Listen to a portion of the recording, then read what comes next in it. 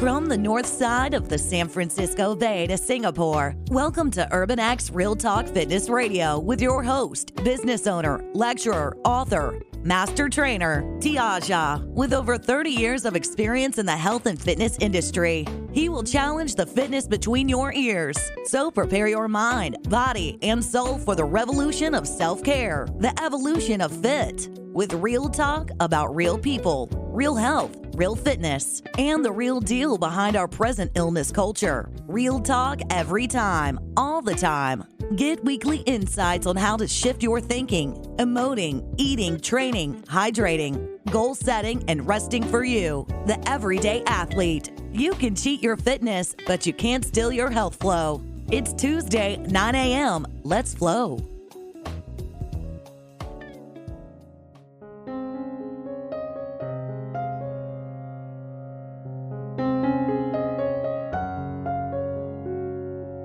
Welcome to Urban X Real Talk Fitness Radio, where we challenge the fitness between your ears. I'm your host, Tiaja. You know, last week I talked a bit about the decision muscle, that your potential to achieve anything in life is within you. That is, with one small caveat. You must believe that you can. Yet self-belief, though monumentally important, is not enough. Self-belief may get you to the door, but it won't open it.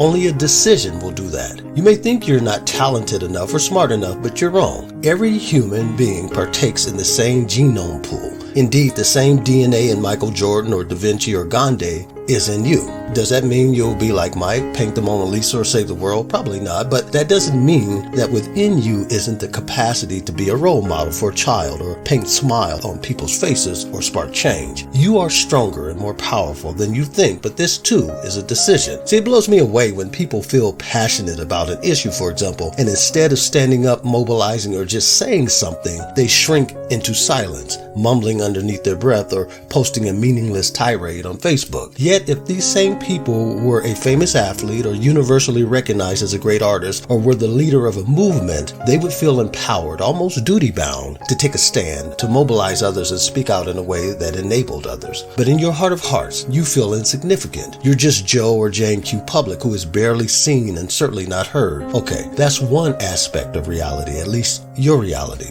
Here's another. You can be the most talented, gifted person in the known universe, but guess what? You'll still have to abide by certain universal laws, like reciprocity, reaping what you sow / karma, or the law of self-belief, self-love, or the law of choice, decision-making. Now, I'm clearly not talking about physical laws here. There are so-called metaphysical laws that govern our reality as much as gravity. Let me offer you one more.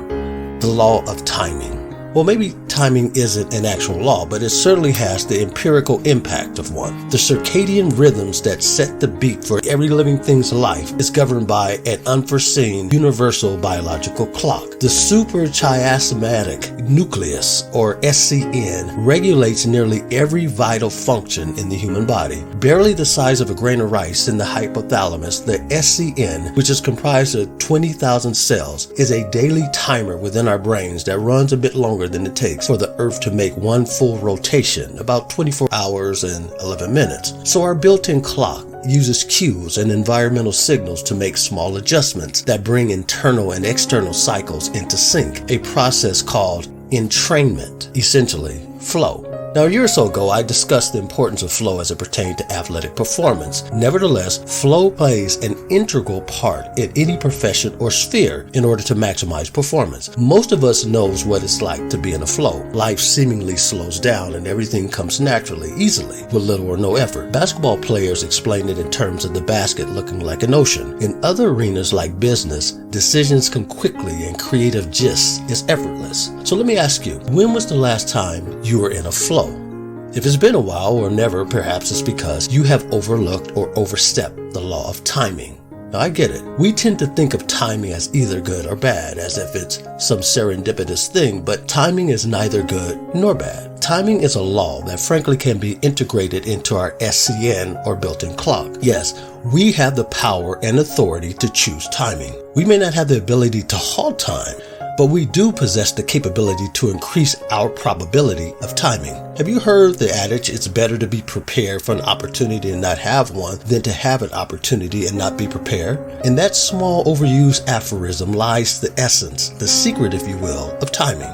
timing, like gifts and talents, aren't random. In other words, the roll of the genetic dice doesn't determine who gets what gift or talent. We all possess relatively the same gifts and talents, but how we express them is what makes the difference. And equally important, how we prepare them and when and where we choose to express them. After all, dunking a basketball in a quiet classroom will have quite a different effect and reaction than dunking one in an arena filled with expectation for that talent. See, we've all experienced those moments in life when it seemed like the stars and planets were perfectly aligned. Those times when everything felt seamless and effortless. Many of us have also experienced those rare occasions when a perfect stranger crossed our paths, possessing the resources or connections that answered our prayers. Some call such meetings divine appointments, while others consider chance meetings such as these luck or coincidence. Whatever your belief, this is an illustration of the law of timing. No matter how gifted or talented you are, if your timing is off, you will swing and miss every time. In sports, they call such phenomenon slumps. In the arena of life, swinging and missing is akin to being stuck. For all the desires in the world,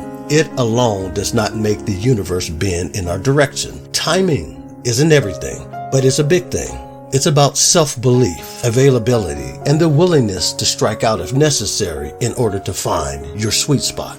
Let me ask you, why do beginnings matter so much? And what happens to you if you begin fast yet stumble? Why does reaching the midpoint of a game or life itself energizes and expands some while shrinking others? Why does thinking about the past make us feel one way while thinking about the future makes us feel entirely different? See, the answer to these questions may not come honestly or easily for you, but know this: life has a rhythm. Let me correct that. Life is rhythm. It is flow. It is timing. No matter how gifted or talented you are, if you are operating in the wrong season, nothing you do will matter. See, winter dares not trespass on spring. Why? Because the entire health of the Earth's biosphere depends on its perfect timing. Across continents and time zones, as predictable as the sunrise and sunset, beneath our everyday lives is a hidden pattern. It's crucial. It's unanticipated, yet expected. But mostly, it heals.